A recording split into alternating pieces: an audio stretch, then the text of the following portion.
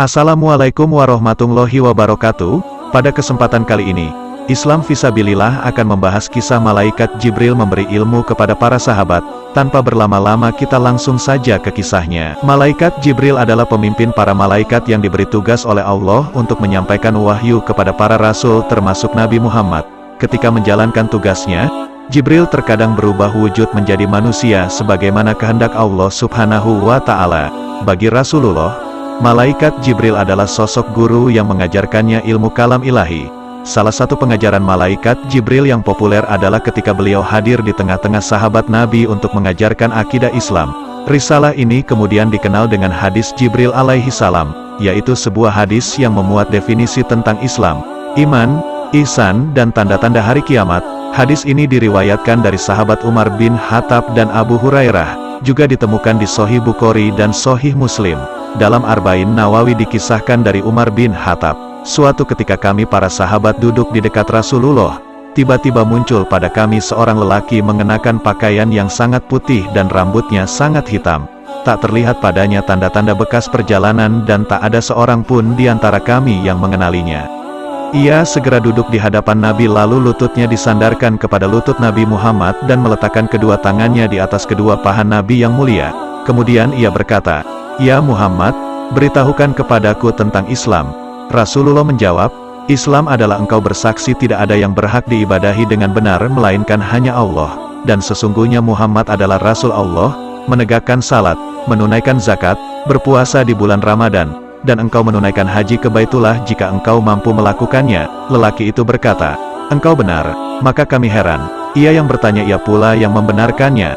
Kemudian dia bertanya lagi, "Beritahukan kepadaku tentang iman." Nabi Muhammad menjawab, "Iman adalah engkau beriman kepada Allah, malaikatnya, kitab-kitabnya, para rasulnya, hari akhir, dan beriman kepada takdir Allah yang baik dan yang buruk." Ia pun berkata, "Engkau benar." Laki-laki itu bertanya lagi, "Beritahukan kepadaku tentang ihsan." Nabi Muhammad menjawab, "Ihsan adalah hendaklah engkau beribadah kepada Allah seakan-akan engkau melihatnya.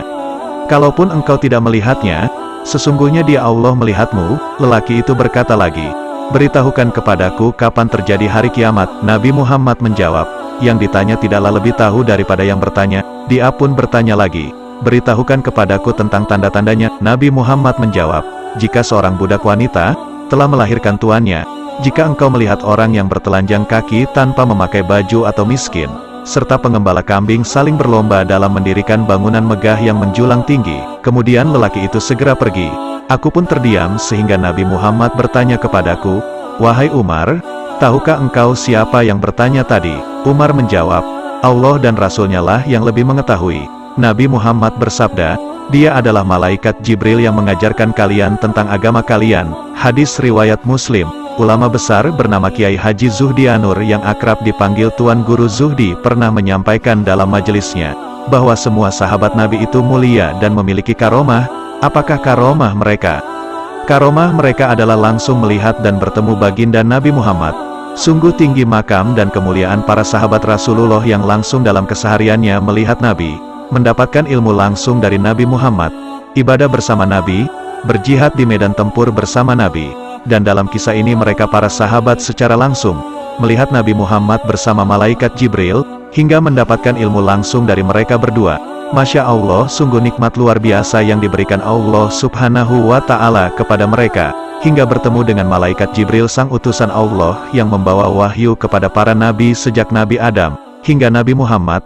Rasulullah bersabda, "Apabila Allah Subhanahu wa Ta'ala menginginkan kebaikan kepada seseorang dari umatku, maka Allah Subhanahu wa Ta'ala akan menaruh kecintaan terhadap sahabat-sahabatku dalam hatinya." Hadis riwayat Dailami. Munadul Firdaus. Para sahabat Rasulullah diibaratkan seperti bintang-bintang yang menunjukkan kita kepada cahaya hidayah. Rasulullah bersabda, "Para sahabatku bagaikan bintang-bintang di langit. Siapapun yang kalian ikuti dari mereka niscaya kalian akan mendapatkan hidayah." Rasulullah bersabda, "Janganlah kalian mencela para sahabat. Demi Allah yang jiwaku berada di tangannya, seandainya salah seorang di antara kalian berinfak dengan emas sebesar gunung Uhud, niscaya tidak bisa menyamai infaknya salah satu di antara mereka para sahabat sebesar satu mat, dan tidak juga bisa menyamai setengah matnya." Hadits riwayat Bukhari dan Muslim. jika kita kagum dan takjub dengan karomah para wali Allah yang sering kita dengarkan dalam kitab Manaqib Wali, yang diriwayatkan para ulama dan dalam majelis-majelis ilmu, yang disampaikan para ulama dan para habaib kita, maka karomah dan kemuliaan para sahabat juga merupakan kuasa Allah Subhanahu wa Ta'ala yang sangat luar biasa.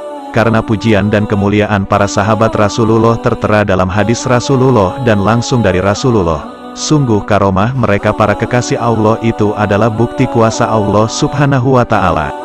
Alhamdulillah saudara seiman, semoga kisah ini dapat menambah ilmu dan menambah ketakwaan kita kepada Allah Subhanahu wa Ta'ala. Assalamualaikum warahmatullahi wabarakatuh.